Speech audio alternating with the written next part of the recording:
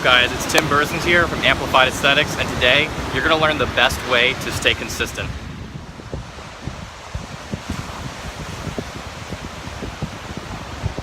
So before we dive in too much into how to stay consistent and what the best way to do that is, let's kind of talk about why being consistent is important.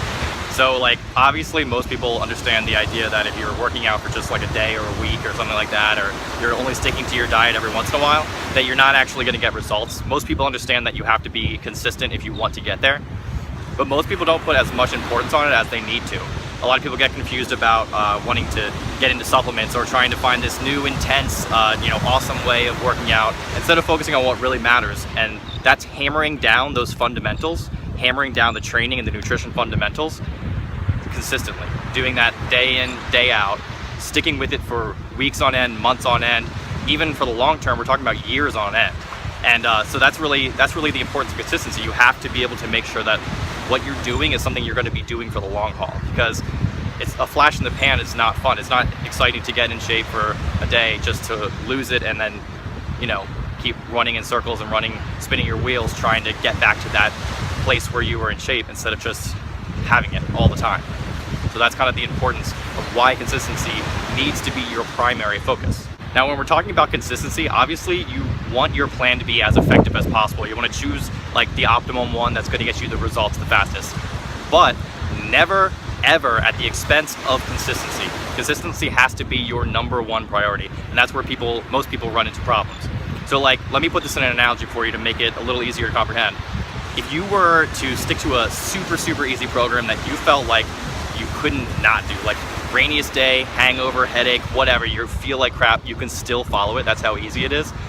But you made one small percentage of improvement every single day. Then over the long haul, because it's so easy to stick to, after months and years of doing this, you're going to be in amazing shape because you're going to have those little tiny improvements. Those percentages add up. It's kind of the idea of Kaizen. Those small improvements combined result in a big change. Now let's flip that and say that you went with what most people do, and they see some new exciting workout or some exciting diet, and they decide, I want to get in shape. For once and for all, I'm going to get in shape. I'm going to hammer this home, and I'm going to put everything I have into, pour all my energy into these workouts and my diet and stuff like that. So they start to see some results, and that lasts for maybe, if they're lucky, a month or two, but most people even fall off between a week or two. Maybe they can stick to it for a month or two, and then what happens? They get burned out, they fall off, they can't keep doing that because it's not sustainable for their lifestyle. What happens to these people? They end up back in the exact same shape that they were before they started all this, wishing they were in that amazing shape. So consistency is far more important than optimality, if you want to call it that, when you're looking at your diet and you're looking at your nutrition. It has to be more about staying consistent if you want it for the long haul, and honestly, if you want to even reach it to begin with, because a lot of people don't ever even reach their goal because they're pushing too hard at the initial outset. So then the question comes up, why do people choose that short route that doesn't work when clearly being consistent is the thing that matters most?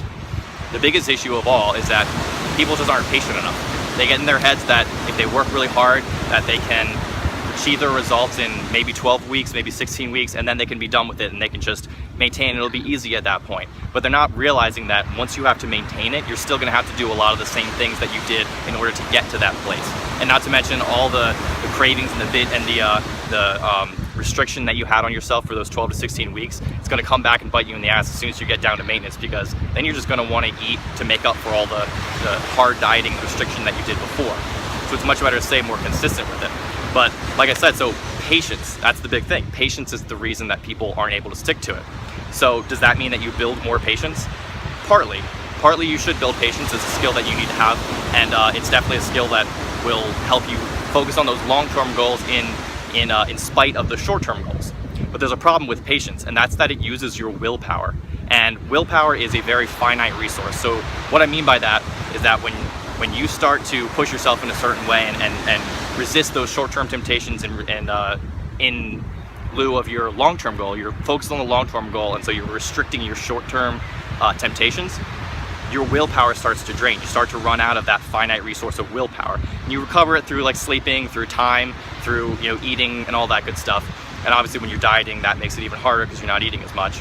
But once your willpower runs out, you really lose the ability to fight those short-term temptations, and you start to lose sight of that long-term goal that you have for yourself.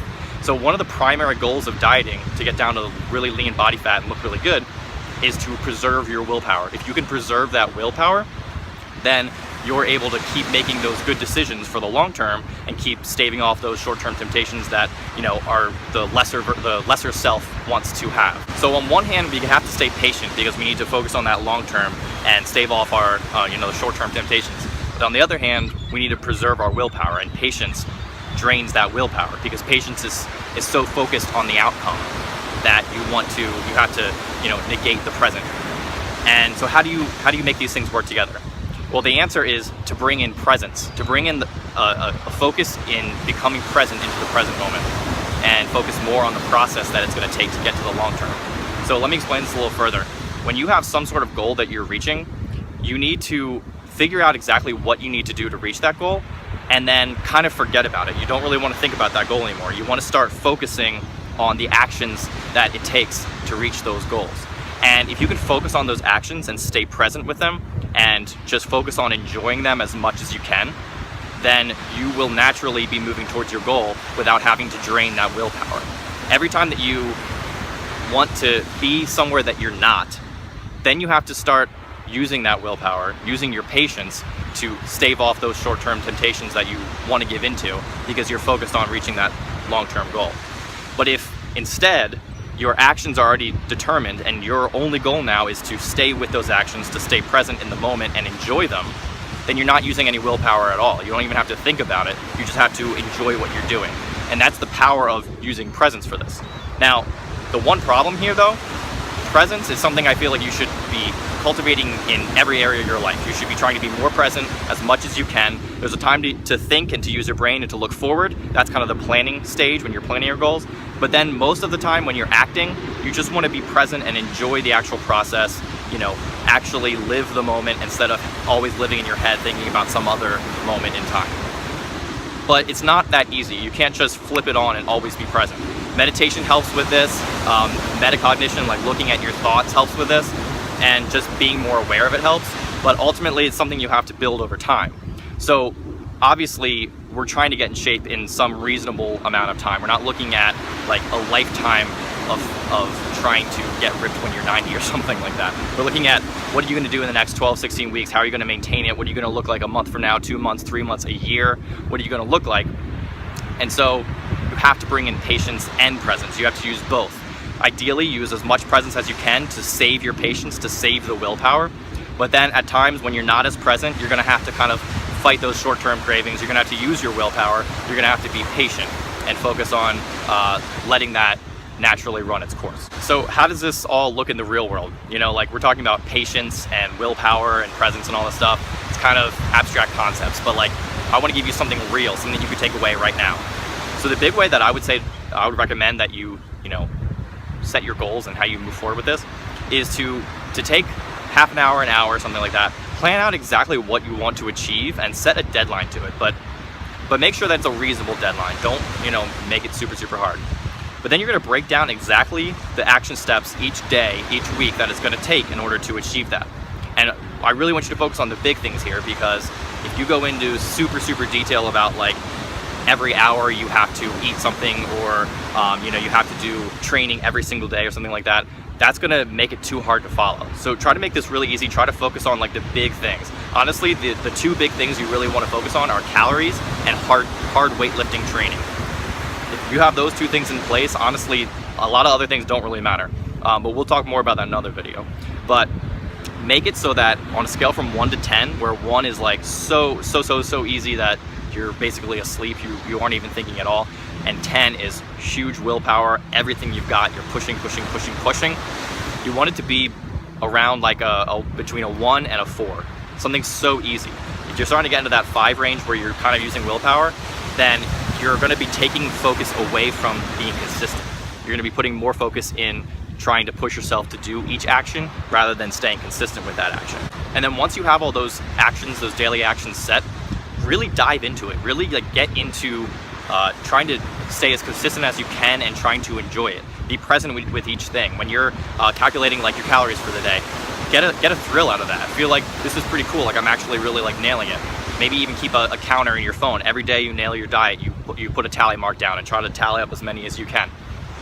you know, enjoy your training. If you're doing some sort of training that you hate, you're not going to stick to it. Make sure it's something that you really love to do, some sort of program that excites you, and really stay present with it and stay very focused on the process, but also, you know, be patient and don't really think about that long-term goal, because the more you think about the long-term goal, the more willpower you have to use. Now, obviously you want to make sure you're still on track. You can't just, you know, set it and then follow these actions and then not check in to make sure that it's actually working.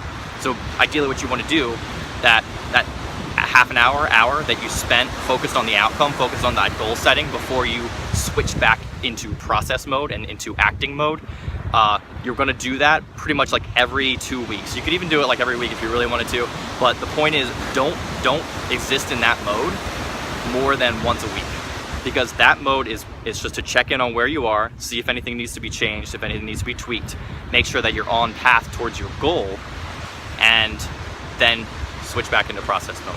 Don't think about it.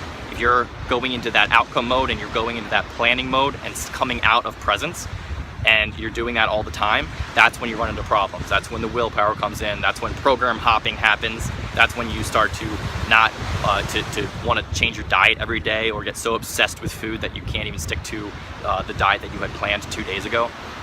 So make sure that you're not switching between those two modes too frequently. All right, so hopefully you got a lot out of this video. I mean, this is the kind of stuff that mindset-wise, it's so important to get this down, because like I said, consistency is so important for the long-term goals. You're never gonna reach those goals if you don't have the inner mindset. In fact, the fitness in general, it's stupid fucking easy. Like, think about it. All you have to do is hit a certain number of calories and go to the gym. It's so easy to do that. Like, the actual actions aren't hard. What is hard is getting your mindset right so that you can actually follow through with those actions. And that's why, like, that inner fitness, as I like to call it, is so much more important. The outer fitness has to be there, but the inner fitness is where people start to falter and run into problems. So this kind of stuff, this inner fitness stuff, the patience, the presence that allow you to be consistent, so important. So important, so crucial. Remember what I just said though in the beginning of the video, that consistency will always trump optimality. If you are trying to follow some program that is super optimal but impossible to stick to, you will never ever reach your goals. But if you stick to a program that's even just a tiny bit optimal, but you can do that forever, you stay consistent with it, then eventually you will reach your goal. So obviously you want to find some good balance where you can stay consistent and maximize your optimality of your program, if you want to call it that. But more important than anything, just make sure you can stay consistent. All right, guys, so hopefully you got a lot out of this. A lot of really good information about inner fitness and consistency and how to stick to it. If you liked it, please hit the like button below. Please subscribe on YouTube. Helps me a lot. I'm really trying to build this channel. Leave a comment if you have any questions. I want to answer them. I want to touch on any other topics that maybe you have questions about or that you want to learn about. And also, I'm going to drop a link at the bottom. Join Team Amplified. It's one of the best decisions you can make for yourself. I talk about some of the most amazing self-development and life-changing topics in there, related to fitness, related to success, related to mindset and consciousness and awareness, and expansion as a person. And it's really where I put some of my best stuff. And I'll give you a free gift for joining as well. So hopefully you join. Hopefully I see you on the inside with all of the other awesome people in Team Amplified.